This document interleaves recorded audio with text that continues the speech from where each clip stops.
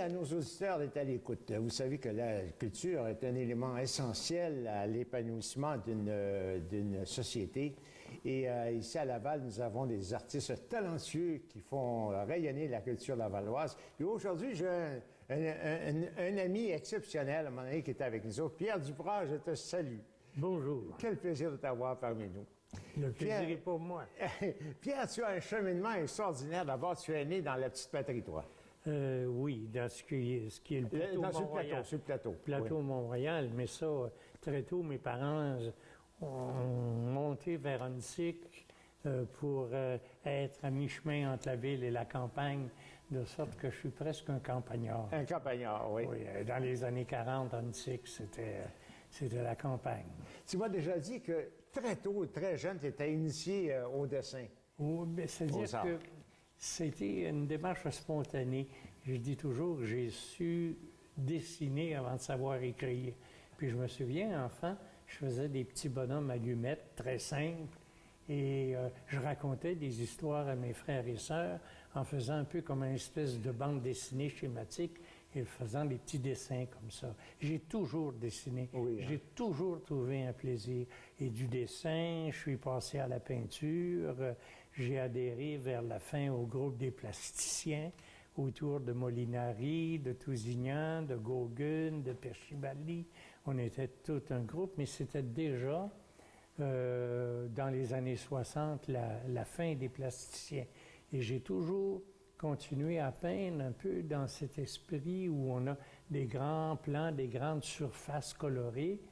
Et moi, ce que j'ai de particulier, et j'ai vu peu de gens qui ont continué ça, c'est que sur les cadres, les châssis de bois qui servaient à la peinture, oui. Je montais des armatures de bois et ça faisait des tableaux qui étaient comme des prismes dans l'espace. Ah oui. Et je me suis aperçu tranquillement que je m'en allais vers la troisième dimension et je faisais une peinture qui était à mi-chemin entre la peinture et la sculpture. Mais déjà, tu étais très polyvalent. Ah Même, oui, j'ai curieux. C'est curieux, hein? C'est à la base de tout, essayer de voir, de chercher. Et comme professionnellement, j'ai enseigné dès le début des cégeps. Bon, j'ai enseigné l'histoire de l'art. Tu as fait d'abord, tu as commencé par faire de la peinture, de la sculpture. Oui. Tu as été enseignant à l'université. Comme chargé de cours à l'université, mais mon poste, que j'adorais d'ailleurs, je recommencerai demain matin, c'était au cégep de Rosemont. Ah bon? J'enseignais l'histoire de l'art au cégep. À l'histoire de l'art. Et puis, ça m'a permis, évidemment, de enseigner autant l'art pariétal à l'époque préhistorique, d'enseigner l'architecture gothique, la peinture Renaissance, jusqu'à l'abstraction, jusqu'à la peinture moderne. Ça me permettait de voir tous ces univers-là. Et à l'âge de 50 ans, quand mon fils a décidé de s'inscrire aux Beaux-Arts, je me suis aperçu que moi, j'y étais allé, mais simplement dans des cours d'histoire, pas dans des cours du jour. J'ai dit, je vais aller m'inscrire avec toi pour faire une chose que je n'avais jamais faite, la gravure. Alors, je m'inscris à l'École des Beaux-Arts, je suis des cours de gravure, pour découvrir d'ailleurs que la gravure, c'est un médium qui n'allait pas du tout avec moi, ça demande trop de précision. Mais avec Yves Trudeau, j'ai découvert à ce moment-là la sculpture en fer soudé. Ah, bon. Et à partir de ce moment-là, à 50 ans, j'ai dit, mais c'est ça que je cherchais, c'est cette forme d'expression, parce que la sculpture en fer soudé, contrairement à la sculpture en pierre, en marbre par exemple, où il faut travailler tranquillement, enlever ça éclat par éclat, polir, continuer. Le fer soudé, on a un chalumeau, on l'allume, on a un morceau de fer, on le soude, on regarde, c'est pas bon, on prend le chalumeau coupeur, on coupe, ça tombe par terre, on recommence. D'ailleurs, on voit chez toi dans ta cour que tu fais la récupération de paquets d'accessoires. Oui, et ça a la spontanéité du dessin à ce moment-là. Parce que tu prévois d'avance, je voyais l'autre jour, tu avais ramassé des faux, des râteaux en prévision d'une sculpture éventuelle. J'ai un oiseau sur mon terrain qui est une espèce de grand héron qui est en train de picosser par terre et le cou, c'est le tuyau d'échappement d'un automobile. Regardons ça. Et j'essaye pas de le cacher, j'essaye pas de le couvrir. Je veux que les gens voient que comme ils disent, mais c'est un muffler, ça, ou c'est un tailpipe, un tuyau d'échappement. Je veux qu'ils voient ça parce que, en fin de compte, presque toutes les formes sont dans la nature et dans la civilisation. Il suffit d'y trouver, il suffit de les amalgamer, il suffit aussi d'imaginer, de leur donner une autre fonction. Et il y a ça de formidable dans la récupération, c'est des objets qui sont morts, qui ne servent plus à rien, qui sont des déchets, renaissent et ont une autre beauté, une autre signification. D'ailleurs, il faut voir ton terrain qui est pavé de sculptures. Oui. Parce que je dois t'avouer que lorsque je reçois des Européens en visite, je leur fais visiter ton terrain. Des fois, tu n'es pas là, mais je me permets quand même d'aller sur ton terrain. D'ailleurs, tu es toujours d'accord avec ça. C'est un jardin qui est en devenir. Je suis à Laval-Ouest, tout à fait, et j'ai eu la chance de trouver une maison avec un très grand terrain qui donne sur la 5e et la 3e. Et alors, qui 3e avenue Laval-Ouest, c'est une invitation aux gens d'y aller. Oui, qui fait quand même 25 000 pieds carrés. 25 000 pieds. Alors, c'est grand. Bon, il y a une partie d'ailleurs au bout qui est la pointe qui ne serait pas bâtissable, qui appartient à la ville, mais qui est intégrée à cet ensemble-là. Et j'ai là-dessus à peu près une cinquantaine de sculptures, au moins. Dont des sculptures qui sont dans les arbres, des gros insectes qui grimpent dans les arbres, parce que c'est amusant de voir ça. Ça leur donne un décor et une situation différente. Et souvent, les gens, d'ailleurs, je dis toujours à mon conseiller municipal, c'est pas nécessaire de mettre un écriteau devant chez moi. Attention à nos enfants, ralentissez. Parce que tout le monde ralentit, puis il regarde. Souvent, ils s'arrêtent et puis timidement, ils montent sur le terrain. Quand je les vois, je leur fais signe. Et puis je leur dis, allez-y, regardez et photographiez tout ce que vous voulez. C'est là pour ça, c'est là pour être vu, c'est là pour être photographié. Dans tes sculptures, tu en as quelques-unes. Tu en as une en particulier qui, à Laval, fait l'objet de beaucoup d'intérêt aussi. C'est l'homme et l'oiseau. L'homme à l'oiseau, c'est ça.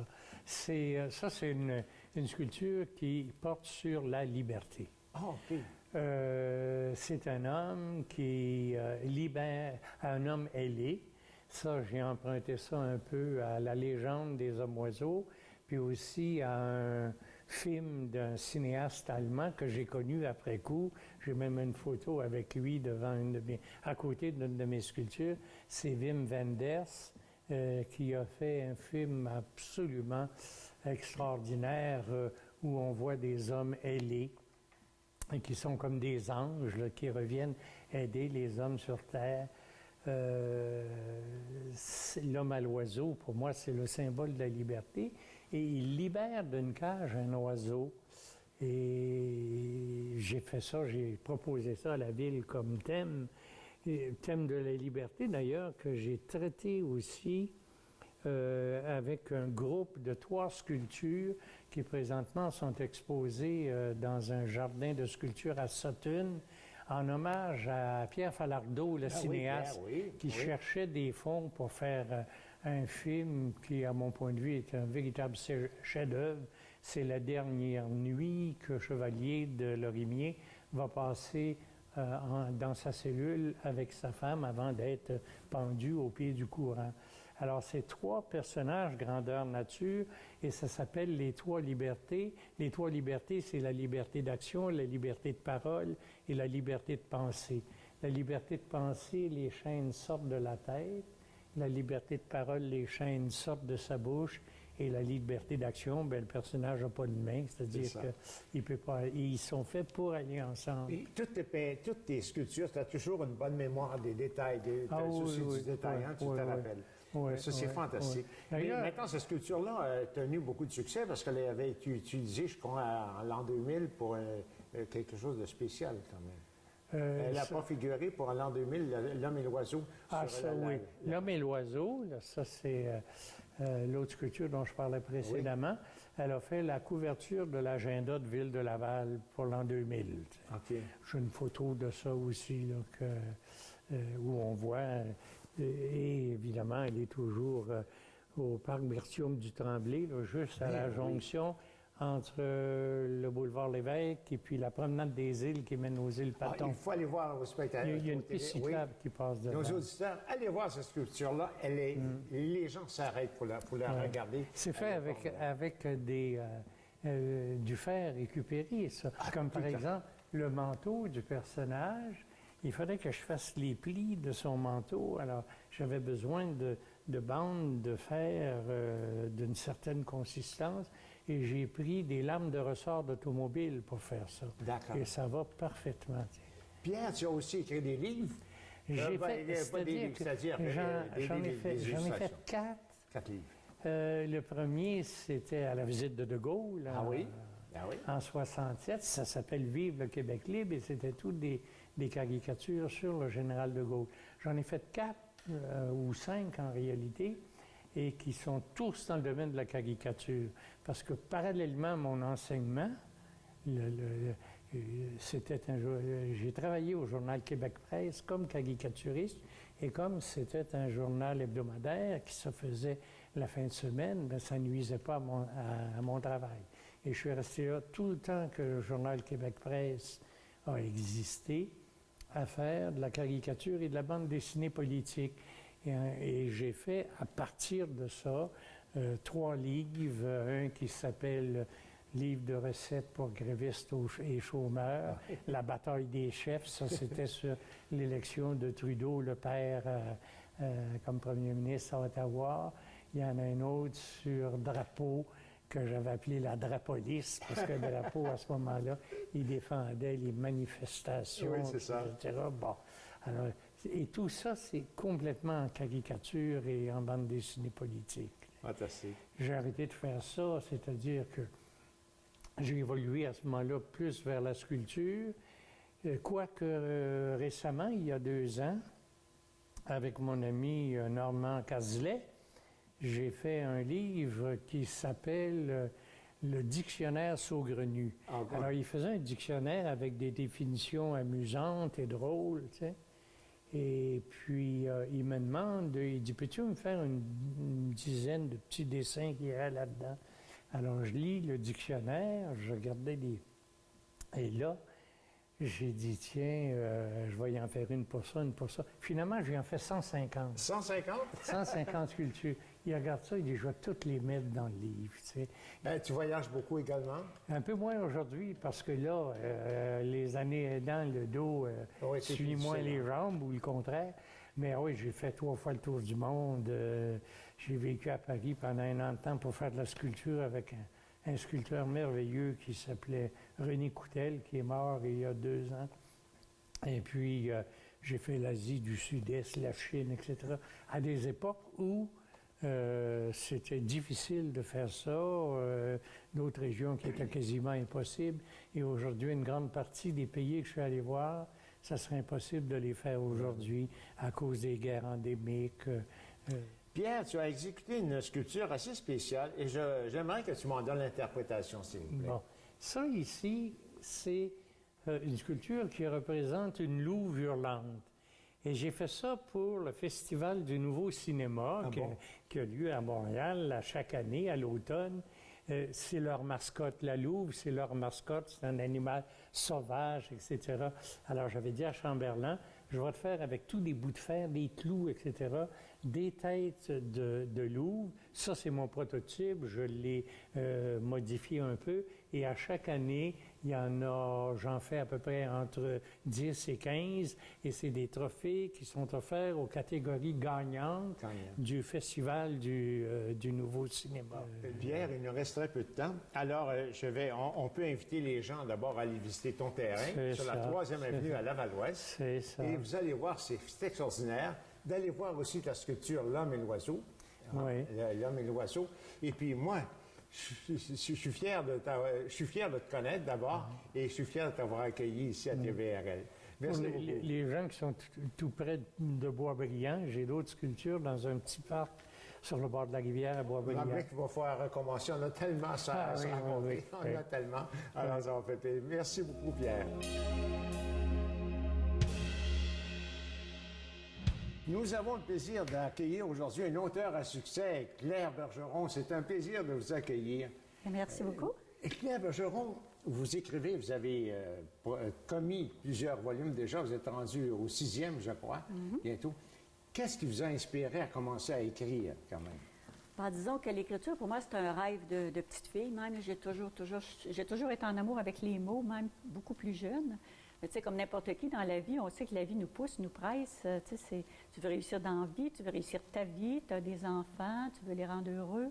Fait que c'est certain qu'à travers de ça, puis aussi, comme je vous disais tantôt, j'ai eu un accident d'automobile. Ah oui? Fait que plein de choses qui retardent de réaliser le rêve. Mais c'est pour ça que quand j'ai pris ma retraite, bien là, à ce moment-là, j'avais plus de raison de ne pas le faire, de ne pas le réaliser. Mais tout jeune en Abitibi, parce que vous êtes né en Abitibi. Oui. OK.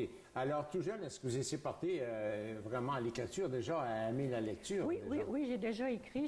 J'avais un journal, entre autres. Oh. Mais j'ai déjà participé aussi au concours littéraire de l'Abitibi-Témiscamingue. Bon. Oui, non, j'avais vraiment cette passion-là. C'était juste le temps qui manquait. Les idées étaient là, l'imagination était là aussi, là, vraiment. Mais c'était le temps. Fait que quand j'ai eu le temps, là, je me suis J'ai laissée. remarqué que vos livres étaient très inspirés par l'histoire. C'est vrai. Je suis fascinée par l'histoire. Puis c'est incroyable. Il n'y a pas beaucoup de gens qui connaissent l'Abitibi, Non. mais tous mes fonds d'histoire sont presque tous des événements qui se sont passés en Abitibi. Ah oui? Oui, mon premier roman, ça a commencé là, sur le manteau du silence, ici. Là, ça a commencé quand c'est un événement qui s'est produit l'année que je suis née. Puis Oui? oui, exactement. Puis c'est mon Alors, père le fond de l'histoire, c'est l'Abitibi. c'est là-bas, c'est l'Abitibi, puis un événement qui s'est passé sur le manteau du silence, c'est l'époque où c'est que le clergé abriait tout, tu sais, sur la grande chape de ben plomb oui, là, de la oui. religion catholique. Là. Oui. Fait que c'est un événement qui s'était passé à peine croyable. Là.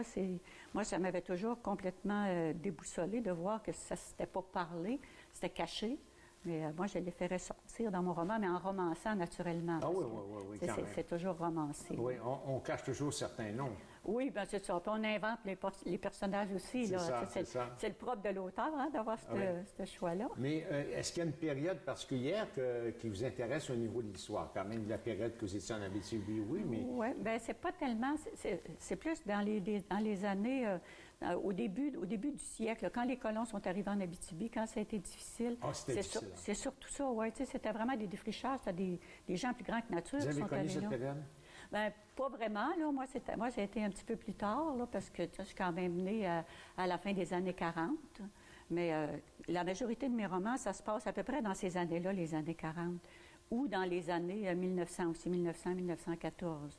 Parce que comme quand les femmes étaient à des ombres, Oui. bien, ça, c'est l'histoire des femmes, là, tu sais, à travers le temps, là, quand les femmes n'avaient aucun droit, pas le droit de vote, pas le droit, même Ben non. si tu étais opéré, il fallait que tu demandes même aux voisins pour venir te signer pour que tu sois opéré. Là, tu Vous sais. avez le droit de voir dans quelle année? Il me semble que c'était en 1921, c'est ça? 41, hein, c'est ça, OK. 1941. Alors, vous voyez que vous avez parfaitement raison. Les femmes, c'était pas facile, hein? Non, non, Même c'était si vraiment pas. l'enfant qui allait à l'hôpital, l'épouse ne pouvait pas signer. Ah non, une femme qui allait à l'hôpital, elle ne pouvait pas signer pour elle-même. Comme je disais, là, tu fallait même, s'il y avait un voisin qui t'accompagnait, il faisait signer le voisin pour que tu te Ben fasses oui, opérer. là. c'était difficile. C'était incroyable pour les femmes. Alors ça vous a inspiré ça beaucoup, ces retrace, périodes-là. oui. Celui-là, ça Ces retrace de périodes-là vous 1900, inspirent. celui-là, c'est de 1900 à 1932. La promesse d'Émile, lui, ensuite, ça, la promesse d'Émile, c'est une famille que j'ai connue parce que dans la petite paroisse où je vivais, où j'étais infirmière, puisque c'est que j'étais maître de poste aussi à une certaine époque, il vivait une famille, un père qui brutalisait énormément ses enfants. Puis c'est ça qui m'a inspiré la promesse d'Émile. C'est un jeune homme de 15 ans qui part, qui quitte sa famille là, à l'âge de 15 ans, puis il promet à sa mère qu'il va venir la sortir de son OK. enfer. Ah, oui. Fait que c'est ça. Puis ça, c'est vraiment basé aussi sur... Mais lui, c'est le plus récent, là. Lui, ça se passe dans les années 40 aussi, mais ça finit dans les années 67, 70 à peu près. Vous avez été infirmière. Oui. À quel endroit? J'ai fait mon cours d'infirmière à Saint-François-d'Assise, à Québec. Oui. Ensuite, je suis retournée travailler en Abitibi. J'ai travaillé à une place qui s'appelle le Sanatorium Saint-Jean. Ben oui. C'est là qu'est mort Marc-Aurèle Fortin, d'ailleurs. Ben oui, C'est ce que en j'allais vous 70, dire. hein. En 70, ça, j'allais vous dire tantôt. J'étais l'infirmière de garde la nuit que Marc-Aurèle Fortin est décédé. Oui? Ouais. Est-ce que vous avez des anecdotes à nous conter sur Marc-Aurèle? Ben, oh mon Dieu, j'en aurais beaucoup. Il y en avait beaucoup, hein? Entre autres, là, il avait tellement souffert de la faim, Marc-Aurèle, Ah oui, là, oui. que quand il recevait son cabaret pour manger, il rouvrait son tiroir de bureau à côté de son lit, puis il jetait plein de choses dans son tiroir. Ah, il cachait. Ouais, ouais. Puis en plus, il fumait, hein, il fumait toujours Oui. le gros cigare, Marc-Aurèle Fortin. Des fois, il l'éteignait sur ses draps, là, ça, c'était moins drôle. Ben, moi, quand je l'ai connu, il ne fumait pas quand même. C'était à OK. Sainte-Rose quand même. OK. Mais je l'ai rencontré. Ouais, dans les dernières années de sa vie, là, il fumait le cigare. Tu fumais le cigare. Oui, oui. Ah, tout un air, hein? Oui, oui. Est-ce qu'il était très lucide à ce Moi, moment-là? quand je l'ai connu, il l'était beaucoup moins. Parce que je suis arrivée en 67 en Abitibi. Je l'ai connu pendant 3 ans. Il était sur le département où je travaillais. Mais à ce moment-là, il perdait beaucoup, là. Il perdait beaucoup, beaucoup la mémoire. Ça veut dire que vous aviez beaucoup à nous conter sur Macorel. Oui. C'est un autre roman sur Macorel. C'est vrai, c'est Fantastique. vrai. Puis aujourd'hui, par hasard, j'habite sur la rue Marc-Aurèle-Fortin. Ben oui. Hein, c'est curieux, Ben oui. les hasards. Fantastique, Ouais, hein? ouais. Il était prédestiné. Quand Ouais, même. je pense que C'est oui. formidable. Maintenant, vous avez un prochain livre qui va sortir bientôt. Oui, ben, c'est un collectif. Qui est sorti, au fait, Ouais, qui est sorti... le 14 septembre. oui. Ça s'appelle « Aimer encore et toujours ».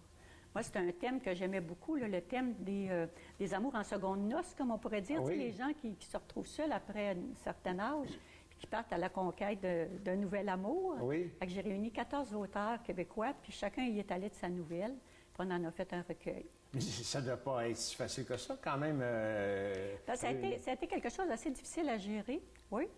Avec mon éditrice, Mme Villeneuve, là, on a travaillé ça ensemble. Mais à travers de ça, j'ai continué d'écrire parce que j'ai un autre roman qui va sortir l'année prochaine, là. Dans tous vos volumes, est-ce qu'il y en a un que vous avez peut-être un sentiment que vous préférez à d'autres quand même, qui vous tient à cœur un peu plus que les Ben, autres? je les aime tous, mais le dernier qui a sorti, Les Amants maudits de Spirit Lake, celui-là, c'est vraiment spécial parce qu'il y a plein de gens qui découvrent les camps de concentration qu'il y a eu au Canada au début, pendant la Première Guerre, en 1914. Les gens ne sont pas au courant. J'ai eu des entrevues avec Ottawa, j'ai eu des entrevues un peu partout. Puis même, comme je vous disais, demain, là, la communauté ukrainienne va me recevoir pour leur festival. Ah, vous allez être reçu demain. Je vais être reçue demain au Festival ukrainien pour parler de ce roman-là. Parce que les gens qui étaient internés dans ces camps-là, c'était des Ukrainiens surtout. Il y avait quelques Allemands. Il y avait aussi des Turcs, mais c'était surtout des Ukrainiens. C'est des gens qui arrivaient, des réfugiés. Tu sais, on sait aujourd'hui, les réfugiés, comme ça fait peur au monde. Hein? Puis quand la guerre est déclarée en plus, ben, tu sais, la population, il y avait une grande xénophobie à travers la population. C'est comme ça que le gouvernement du Canada a ouvert des camps. Il en a ouvert 24 à travers le Canada, dont celui-là de Spirit Lake. Spirit Lake, lui, ce qu'il y avait de particulier, c'est que les familles pouvaient aller vivre autour du camp. OK. Oui, fait que ça, c'était beaucoup plus facile pour écrire un roman. Est-ce qu'ils allaient à l'île verte à ce moment-là, quand même? Parce qu'il non, mais c'est parce que ces réfugiés-là, pour la majorité, ils étaient déjà ici au Canada quand la guerre s'est déclarée. Moi, mon héroïne, elle arrive à peu près un mois avant la déclaration de la guerre. Mais l'héroïne, c'était une jeune fille, c'était la fille d'un industriel. C'était des gens qui voyageaient en première classe. Puis eux autres, ils n'arrêtaient pas, là, à ce moment-là, ils n'arrêtaient pas à l'île verte, comme vous dites. Ils arrivaient directement à Halifax. Ce sont des gens que vous avez connus un peu, quelques-uns? Non, mais demain, demain, ils sont supposés me faire rencontrer des descendants des Ukrainiens qui ont été internés à Spirit Lake. Fait que ça, pour moi, qui a travaillé pendant 2 ans là, sur cette histoire-là, ça va être vraiment, vraiment intéressant.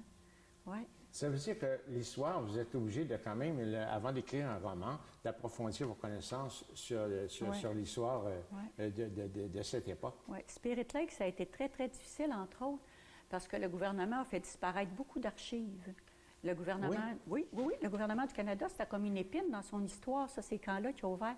Il a ouvert ça, là, poussé par la population. Puis, ils ont ouvert ça en 1915, puis dès 1917, en janvier 1917, il les fermait parce qu'il avait réalisé qu'il avait fait une erreur. D'ailleurs, le Commonwealth britannique les forçait à vouloir les fermer parce qu'il n'était pas d'accord avec la décision qu'il avait prise. Puis une fois que ça a été fermé, les camps, là, ils ont fait disparaître beaucoup d'archives. Puis cette histoire-là de Spirit Lake, ça l'a dormi ça, dans la mémoire collective pendant 60 ans, jusqu'à temps qu'il y ait un Ukrainien, à un moment donné, qui cherche sa généalogie, puis qui retrouve ça par hasard. Puis là, lui, il a remis ça à l'heure du jour. Puis là, à ce moment-là, bien, c'est comme ça qu'à Amos, par exemple, près d'Amos, à Spirit Lake, au camp de Spirit Lake, ils ont réussi à avoir des subventions pour ouvrir un centre d'interprétation. Fait que non, c'est une histoire vraiment, vraiment passionnante. Ouais. Formidable. Vos livres vont se lire très, très facilement. Le caractère est facile à lire aussi. Et le contenu aussi est très fluide aussi. C'est comme si on parlerait ensemble. J'ai la chance d'être rendue en Europe aussi. Vous êtes en Europe, Ah, oui? Dans les Europes. Dans les Europes. Bon. Parce que c'est qu'on en vend beaucoup plus d'ailleurs. Hein? Puis même, je disais à un monsieur tantôt que même je suis rendue en Chine parce que j'ai publié chez une maison d'édition qui s'appelle Deboré. Puis Deboré, c'était une collection qui s'appelait Terre de femmes. Puis cette collection-là a été achetée par la librairie Parenthèse de Hong Kong, qui est une librairie française. Puis Puis c'est comme ça que mes romans sont rendus en Chine, mais pas traduits, là. D'accord. Pas traduits, mais par contre, c'est agréable de voir que c'est rendu là. Vous avez un site Internet, sûrement. Oui, oui, oui, oui. Et puis, parlez-moi de votre, la compagnie Les Druides. Les Druides, la maison d'édition Druide, c'est vraiment une maison d'édition formidable. Oui, C'est une maison d'édition qui travaille vraiment, vraiment en collaboration avec l'auteur. Puis, tu sais, des fois, il y a des maisons d'édition qui veulent s'imposer, tu sais, il y a des vieilles mentalités, là, tu sais, que c'est eux autres qui décident de tout. Tandis que la maison Druide, eux autres, c'est vraiment, vraiment en collaboration avec l'auteur. La preuve, c'est que sur les romans de Druide, là, c'est toutes ma fille est photographe. Oui. Puis c'est toutes des photos comme ça, c'est ma belle-fille. OK. Ici, c'est C'est ma formidable. petite-fille. Ah bon? Oui. Ça, c'est mon petit-fils. Fait qu'eux autres, ils acceptent les photos, tu sais, des auteurs qui veulent avoir pour faire leur couverture. Fait que, tu sais, c'est beaucoup. Tous vos livres sont en vente dans les bonnes librairies. Oui, oui, oui, partout. Alors, dans toutes et les puis librairies. si on désire les avoir, s'ils ne les ont pas, on communique avec la Maison Druide ou avec vous sur Internet. Avec moi, il n'y a aucun problème. Aussi, j'en ai, tu sais, j'en m'en garde toujours beaucoup de copies. Vous résidez à Sainte-Rose? À Sainte-Rose. Sur la rue Macorel-Fortin. Voilà. Alors, ça va être un plaisir. Claire Bergeron, c'était formidable. Ça m'a fait Continuez grand sur votre plaisir. travail, on l'aime bien.